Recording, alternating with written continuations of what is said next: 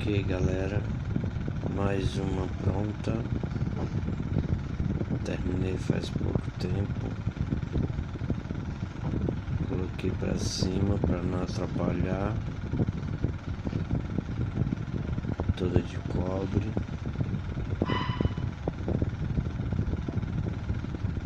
O motor dessa máquina é um motor de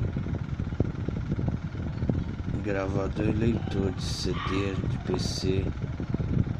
Motorzinho, tem outras máquinas com esse motor. Ele é bastante forte, tem bastante força. Esse material aqui é um couro sintético bastante duro e eu perfuro facilmente com ela.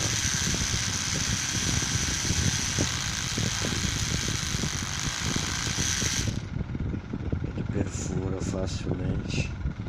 Isso porque eu estou usando uma voltagem baixa ainda de 6 volts. Aqui eu uso para me testar ela.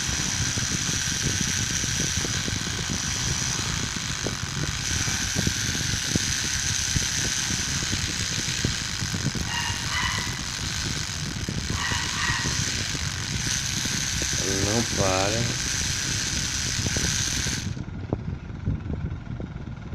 E é isso aí, galera. Mais uma maquininha.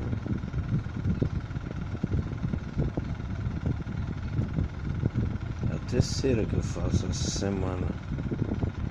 Ó, acabamento. Ficou legal. Show de bola. É isso aí, galera.